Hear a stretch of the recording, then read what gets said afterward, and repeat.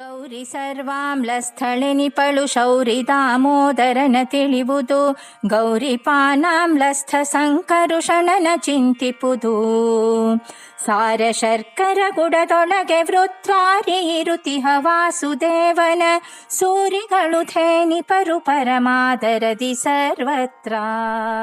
ನಾರಾಯಣಂ ಸುರಗುರುಂ ಜಗದೇಕನಾಥಂ ಭಕ್ತಪ್ರಿಯಂ ಸಕಲಲೋಕ ನಮಸ್ಕೃತಂಚ ತ್ರೈಗುಣ್ಯವರ್ಜಿತಮಜಂ ವಿಭುಮಾಧ್ಯಮೀಶಂ ವಂದೇ ಭವಗ್ನಮರಾಸುರಸಿದ್ಧವನ್ಯಂ. ದಾಸವರ್ಯಂ ದಯಾಯುಕ್ತಂ ದೂರೀಕೃತ ದುರಾಶಿಷಂ ಹರಿಕಥಾಮೃತ ಸಾರವಕ್ತಾರಂ ಜಗನ್ನಾಥ ಗುರುಂ ಭಜೆ. ಶ್ರೀ ಹರಿಕಥಾಮೃತ ಸಾರ ನೈವೇದ್ಯ ಪ್ರಕರಣ ಸಂಧಿ ಪದ್ಯ 17.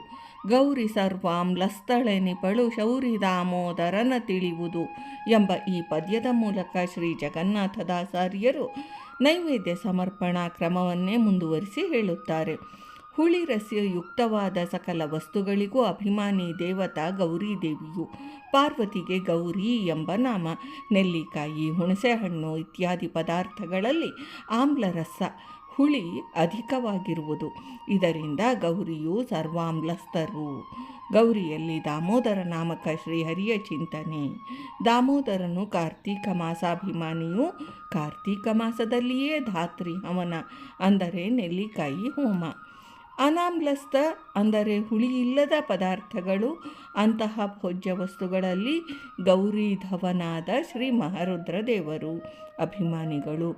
ಗೌರಿಪ ಗೌರಿಯ ಪತಿ ಮತ್ತು ಸಂರಕ್ಷಕರಾದ ಶ್ರೀ ರುದ್ರದೇವರು.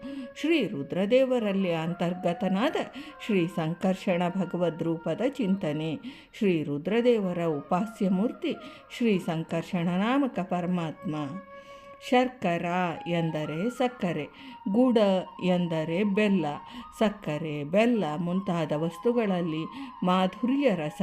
ಇಂತಹ ಮಧುರವಾದ ಪದಾರ್ಥಗಳಲ್ಲಿ ಇಂದ್ರದೇವರು ಅಭಿಮಾನಿಗಳು. ವೃತ್ರಾಸುರನನ್ನು ವಜ್ರಾಯುಧದಿಂದ ಸಂಹರಿಸಿದ ಶ್ರೀ ಇಂದ್ರದೇವರು ವೃತ್ರಾರಿಗಳು. ಇಂದ್ರದೇವರಲ್ಲಿ ವಾಸುದೇವ ನಾಮಕ ಶ್ರೀ ಪರಮಾತ್ಮನ ಚಿಂತನೆ. ಈ ರೀತಿಯಲ್ಲಿ ಜ್ಞಾನಿಗಳು ಸೂರಿಗಳು ಭಕ್ತಿಯಿಂದ ಪರಮಾದರದಿ ತಾವು ಭೋಜನ ಮಾಡುವಾಗ ಚಿಂತಿಸುತ್ತಾ ಭುಂಜಿಸುವುದು. ಆಮ್ಲರಸಯುಕ್ತ ಪದಾರ್ಥಗಳು ರುಚಿಯಲ್ಲಿ ಹುಳಿ ಇರುವುದು. ಅಭಿಮಾನಿ ದೇವತಾ ಶ್ರೀ ಗೌರಿದೇವಿ, ತದಂತರ್ಗತ ಭಗವದ್ರೂಪ ದಾಮೋದರ. ಹುಳಿ ಇಲ್ಲದ ಪದಾರ್ಥಗಳು ಅಭಿಮಾನಿ ದೇವತಾ ಶ್ರೀ ರುದ್ರದೇವರು, ತದಂತರ್ಗತ ಭಗವದ್ರೂಪ ಶ್ರೀ ಸಂಕರ್ಷಣ. ಮಧುರ ಪದಾರ್ಥಗಳು ಶ್ರೀ ಇಂದ್ರದೇವರು ಅಭಿಮಾನಿ ದೇವತಾ, ತದಂತರ್ಗತ ಭಗವದ್ರೂಪ ಶ್ರೀ ವಾಸುದೇವ. ಭಾರತೀ ರಮಣ ಮುಖ್ಯ ಪ್ರಾಣಾಂತರ್ಗತ ವೃಂದಾವನ ವಿಹಾರಿ ಶ್ರೀಕೃಷ್ಣಾರ್ಪಣಮಸ್ತು.